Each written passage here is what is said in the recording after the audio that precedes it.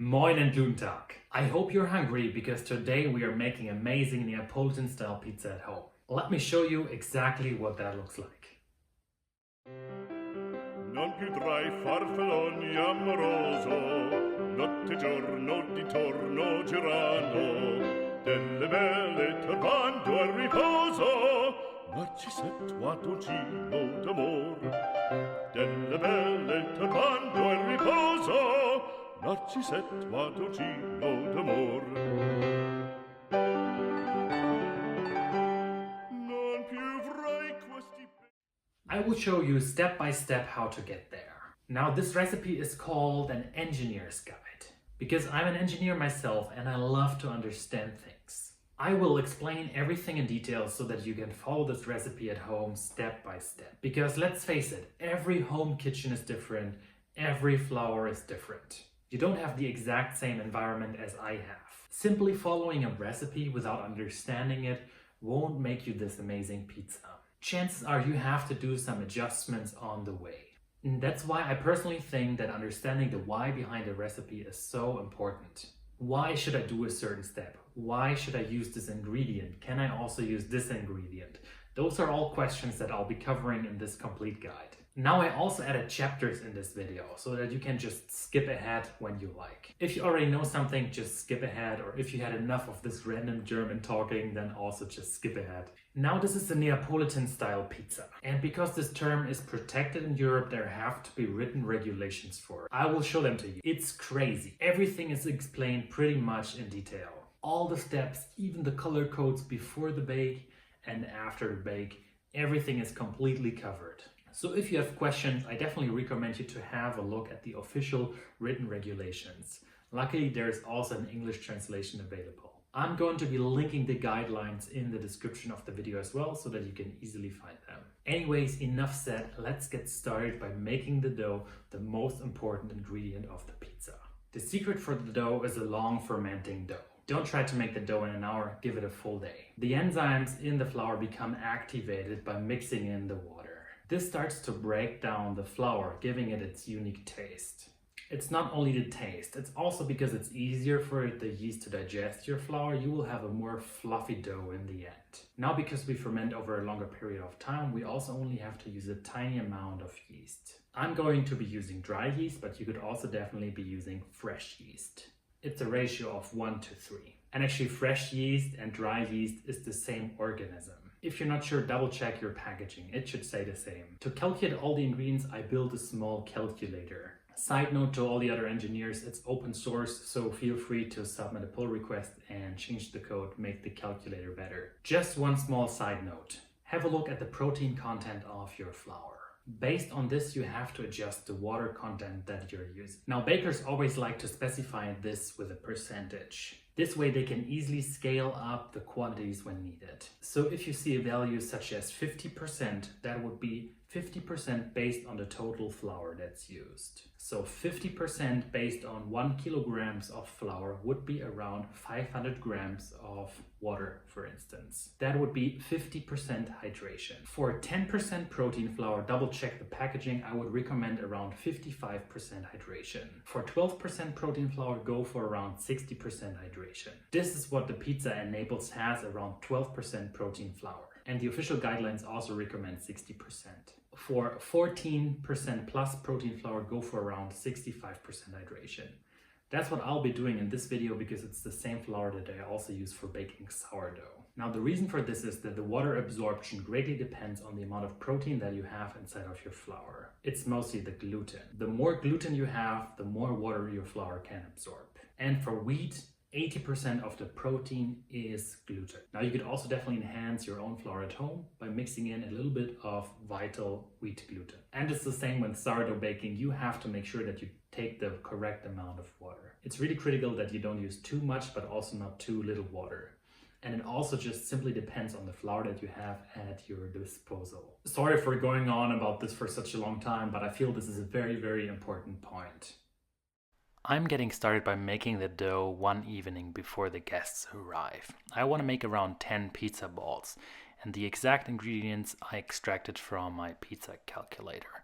I'm just getting started by mixing flour, water, salt, and then the dry yeast. And it's only very, very little dry yeast because we are going to ferment our dough for a longer period of time.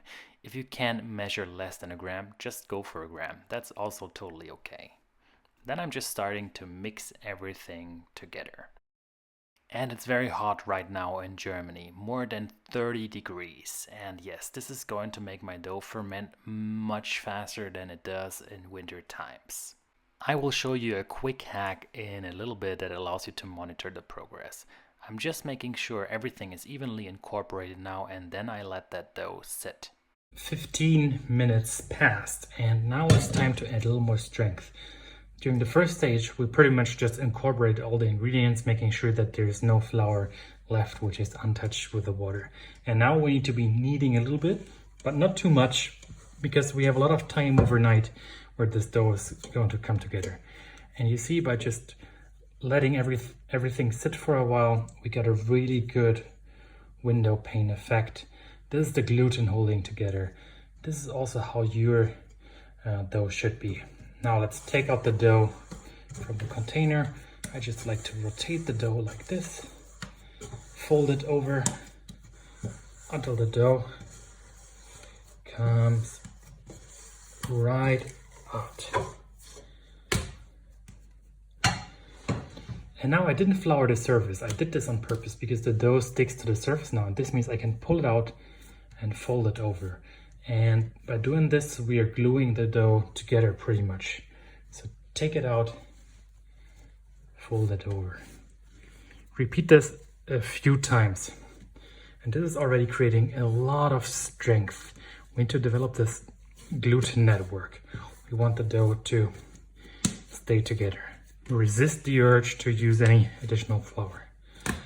Now this is the dough, but it's not looking nice, round, and smooth. I like to smoothen the dough up a little bit, and I will show you how that works. We will just turn around the dough. And now using our hands at around a 45-degree angle, we are pulling the dough towards us. Now with this right hand here, I'm going to push the dough, and then I'm pulling the dough again towards me. This only works because we don't have any flour on the surface. The dough sticks, and that way I can roll it up. Note how the dough here is not rolling. Roll. Practice this, because this technique you might also need for the shaping of the pizza balls later on. 45-degree angle, pull. Pull. Push and pull. And this is our smooth looking dough ball, which is now going to ferment in exactly the same pot overnight. It's now 11 p.m. here, and I'll be back up, I guess, German times 8 a.m. or so. Not a real German. Let me just show you the temperature. That's around 30 degrees Celsius. It's incredibly hot here currently. That must be 90 F, I guess, 90 Fahrenheit. Well, 29, a little less. So yeah, it's gonna ferment overnight. Make sure you close the pot or container, whatever you're using. That's why I like to use a pot. I'm already sleepy. I forgot one important thing. Note how I have those two tiny glass bowls. They will act as my fermentation sample. And I also placed a small rubber band around here. Now what I'll do is I will extract a tiny probe like this. And I know that the first stage of the fermentation process is complete the moment this doubled in size. I'm just taking as much as I need to fill this tiny jar. So just place the dough here at the bottom of the jar, and then make sure to mark it properly with the rubber band. And that way you can clearly see how the dough is developing. This is a great way, especially because temperatures are always different, so the speed is always also different, the fermentation speed.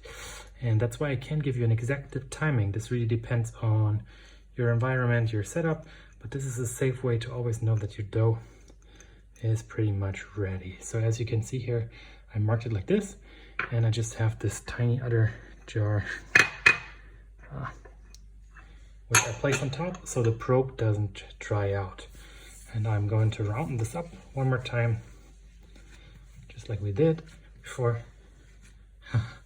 And look, now it's even smoother. What a nice looking dough. This is the way how your dough should look like.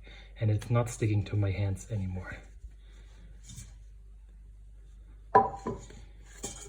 Good night, Mr. Dough.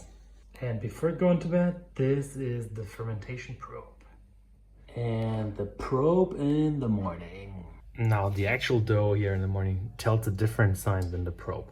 What we will be doing is we will be giving this one coil fold, and I'll show you exactly how that is done. Wet your hands a little bit and then go here on the sides of the container. You can see that the dough is degassing just a little bit. That's really no problem. Go around the edge here of the dough.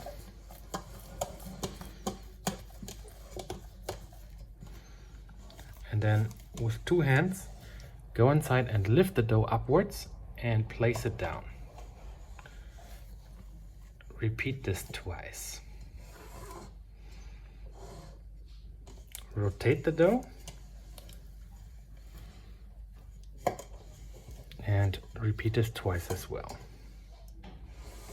Now from this side, I will just roll the dough over. I will not repeat it from both sides. I'm basically creating a swirl, a roll. And now this is a little bit the trickiest part. I lift the whole dough, place the bottom down, and then just lay this one on top. This dough is already so fluffy. So I will just wait a little bit more and monitor the probe.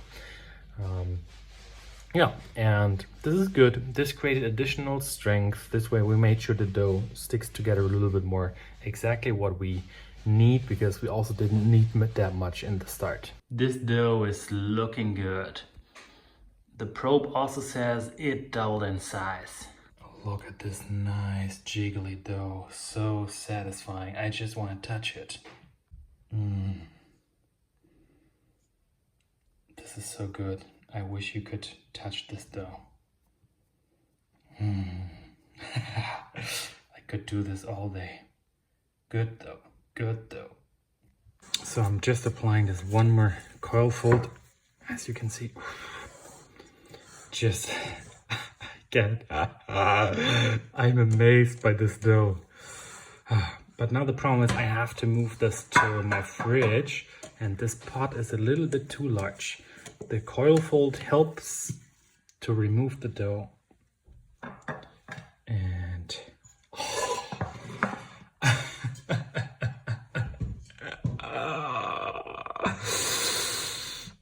this is so good. Nom, nom, nom, nom, nom. Get this perfect fit.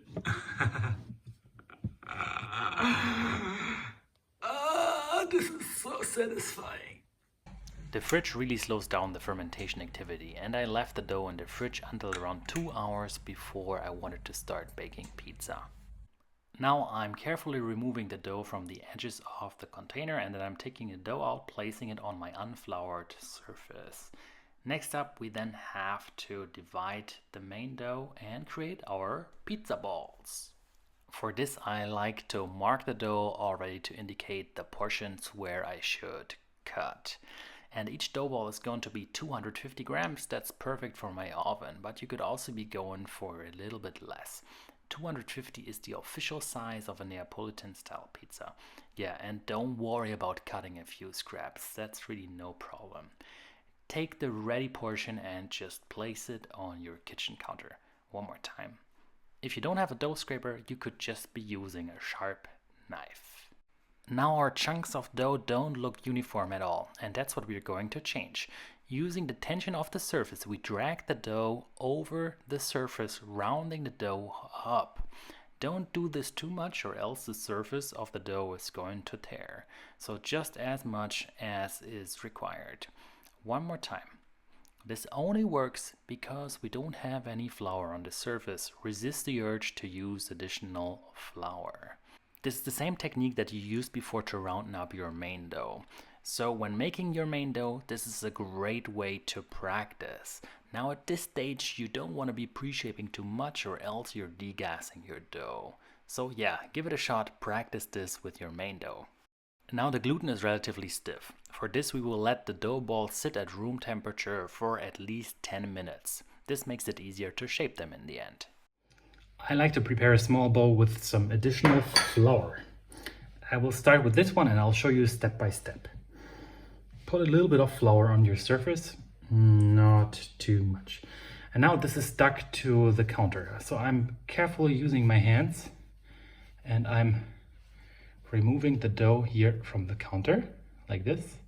And now I'm taking this side and placing it upside down right here. Wait, better angle, like right here. And now I'm just taking the outside, pull this into middle, push this down, rotate, push this down until I have this done once completely. Now I remove the excess flour. Remember the movement we did before over the surface. I just make a nice round ball. So this is our first pizza ball. What I do is I will put it to the side, I will shape the others, and I will show you how I store them. A small bed of flour, this is where your dough ball will rest. Place your dough ball on top, and I just like to use another bowl to cover this. And this is where the dough ball will rest until I'm ready to make the pizzas. Just this much flour is probably already enough to do this. So one more time, from the outside to the inside, rotate.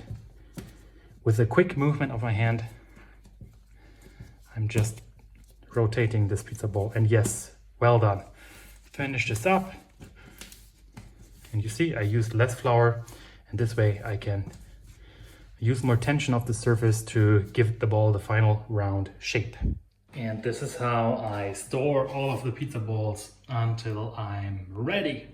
They're gonna stay in here for at least 30 minutes up to an hour, depending on when I'm ready. And have a look, this is the pizza ball before, and I will show you when I'm ready. It's gonna spread out a little bit more. And yeah, then it's time to shape it. Now don't worry if they become a little bit too flat, you can just reshape them. That's the beauty of using yeast in comparison to a sourdough. There you don't have any room for error. While our dough balls are resting, let's prepare our tomato sauce. You will be surprised how simple it is. For the tomato sauce, you want to make sure that you have San Marzano tomatoes. They're just so incredibly sweet, and just a pinch of salt. That's it. Non più tra i farfalloni amoroso, notte giorno di torno girano, delle belle turbando al riposo, Narcisetto a dolcino d'amor, delle belle turbando al riposo. Now that the tomato sauce is done, let's have a look at the mozzarella. I will show you two different possibilities. You can be using regular fior di latte, which is regular cow mozzarella. But you can also be using buffalo mozzarella.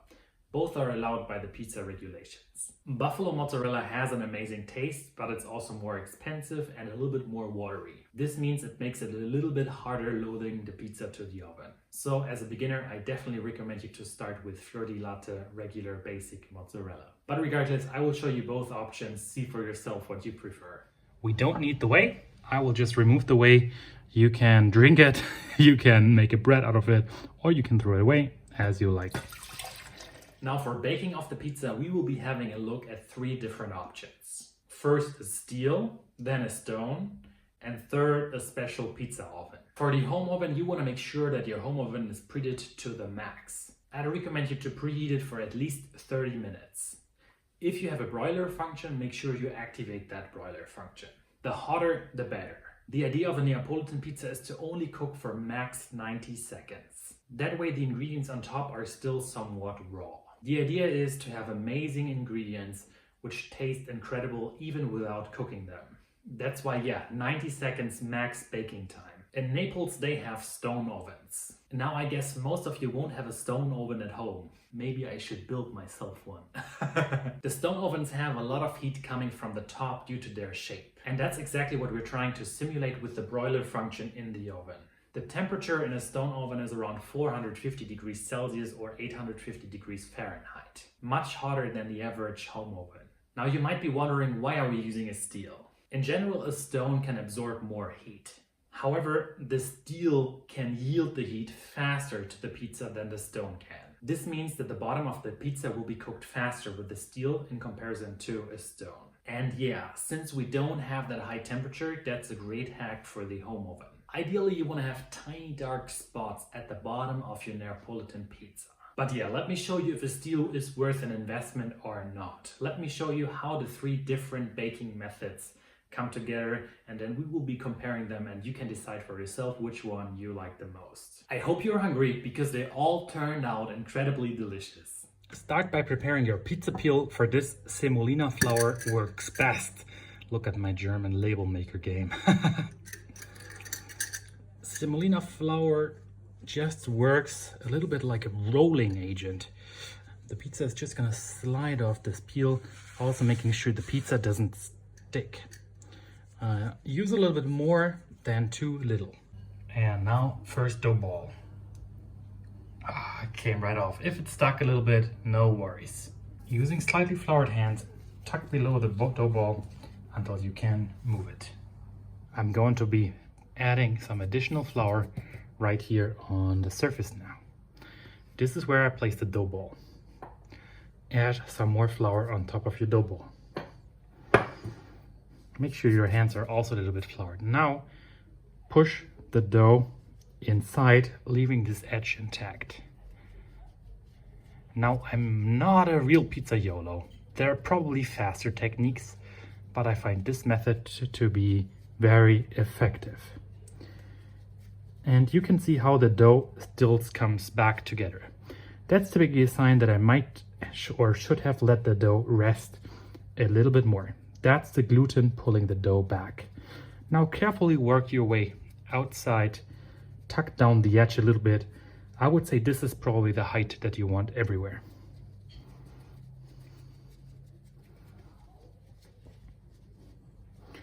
Be very careful, making sure to not damage those edges.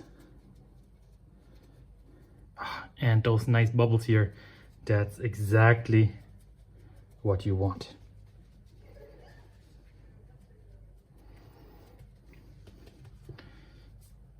Now what I like to do is I like to take the pizza into my hands, and I'm just using gravity a little bit, allowing the pizza to stretch.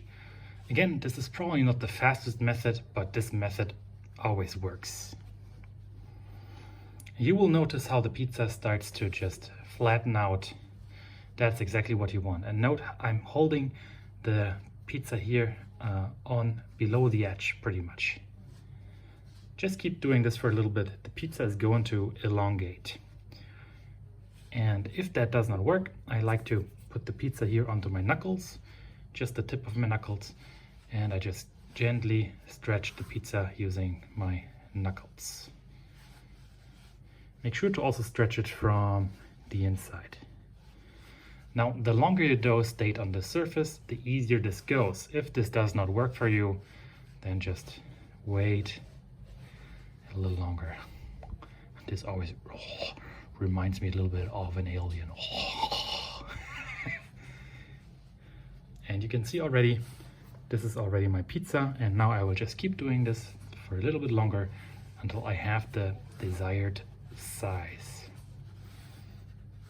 And you can look through the pizza from the other side, hold it against the light, and this is called the window pane effect. You can briefly see this here. Unfortunately, there is not so good lighting. That way you can judge where you should stretch a little bit more and where you already stretched enough. It should be very thin in the middle. That's the idea. And you can always leave the pizza on your knuckles, no worries. You have all the time in the world. And look at this pizza pie already coming together. It can be a little bit larger even. And also have a look at those nice pockets of air here. Excellent pizza dough. This is when you fermented your pizza dough the way you should. So I'm already very satisfied with this pizza now. And what I will do is I will just put it here for a second. No worries.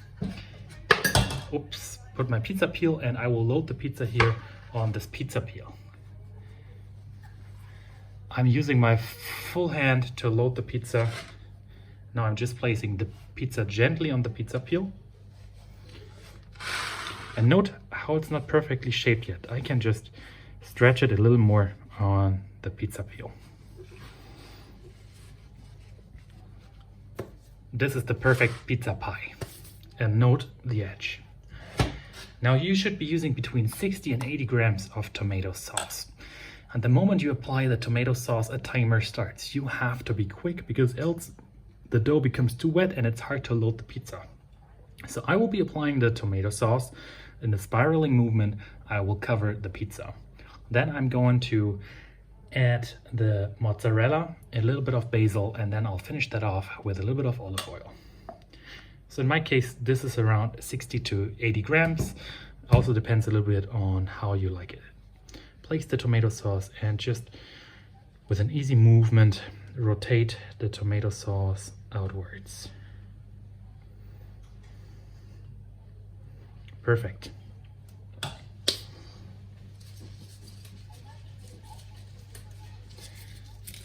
I like to add a little bit of basil before the cook and a little bit of basil after the cook.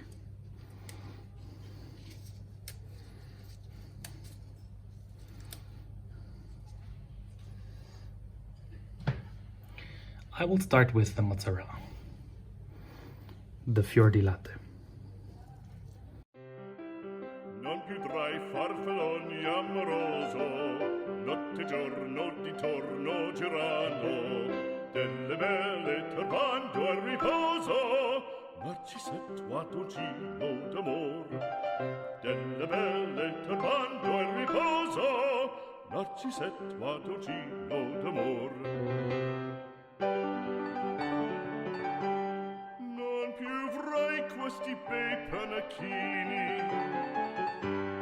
quel cappello leggero galante, quella chioma, quell'aria brillante, quel vermiglio d'onesco color, quel vermiglio d'onesco color. Non più avrai quei panacchini, quel cappello, quella chioma, quell'aria brillante.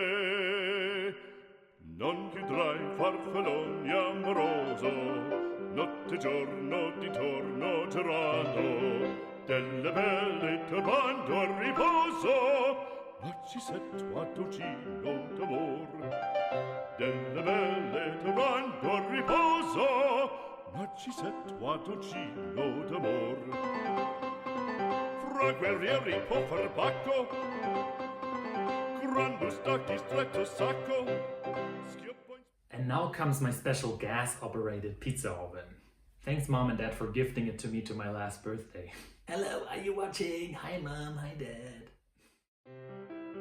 Non più tra i farfalloni amoroso, notte e giorno di torno girando, delle belle turbando al riposo, Narcisetto a dolcino d'amor. Delle belle turbando al riposo, Narcisetto a dolcino d'amor. Non più avrai questi bei panacchini, quel cappello leggero galante. So good. Now let's have a look at the 3 different pizzas. First up is going to be the steel, and then the stone, and then the oven. I'm always surprised how good of a job the broiler does. We even have some nice leopard spots on the edge. That's really, really good. Not as much as on a real Neapolitan pizza, but quite a good result. Now with a home oven you typically never get the black spots from the bottom. But have a look at this. Pretty impressive what the steel did to the bottom of this pizza. The pizza from the stone has been cooked for a little bit too long. The crust is too dark. My bad. And the bottom of the pizza confirms my expectations. There's pretty much no black spots at the bottom. The steel was able to deliver the heat much faster to the pizza pie. The steel definitely won in terms of the bottom of the pizza. The pizza from the pizza oven has a beautiful leopard pattern, except in that area where I let it in the oven for 1 second too much. This oven is just so hard to operate. I will be elaborating on that in just a second. Let's have a look at the bottom of the pizza first. And this to me is the perfect bottom. Totally nailed it. This is how the pizza should look like. You might be thinking now, if this non-Italian, random German can make an amazing pizza like this, I need that oven too. Well, don't be fooled. This oven is really hard to operate. You need to have perfect timing. Let me elaborate a little bit on how to operate this, and then you can decide for yourself whether a stone or a steel might be a better option for you. Now for baking, you have to slide in your pizza, wait for 20 seconds, then take it out again, rotate it and slide it back in. 1 second more and it's going to burn. After the 20 seconds, you want to take out the pizza every 12 seconds and rotate it a little bit. I'm still struggling, but if you know better, please drop a comment in the comment section and help me with operating this oven. There should be an oven maybe that automatically rotates the pizza. That would be truly amazing. I will also be placing a link to the oven in the description. Now that's going to be an affiliate link. If you want to support me, consider using the link. If you're thinking, screw this random German, then just go to the website directly and buy it from the website. No matter what, no hard feelings. But regardless, let's do some more not safe for work pizza action right now. After watching all this random German gibberish, you definitely earned it. Non più tra i farfalloni amoroso, notte e giorno di torno girano, delle belle turbando al riposo, Narcisetto a dolcino d'amor. Delle belle turbando al riposo, Narcisetto a dolcino d'amor. Non più avrai questi bei panacchini, quel cappello leggero galante, quella chioma. That brings us to the end of this tutorial. I have 2 questions to ask. What are your tips for other hobby bakers when making Neapolitan style pizza at home? Do you have other questions, other troubleshooting? Then please drop a comment in the comment section. I would be very curious to know what you have to say. I hope you had fun and I hope you learned something new. Again, I will be placing all the links and the details for the dough as well in the description, so have a look. As always, may the gluten be with you. Thank you for watching. Take care.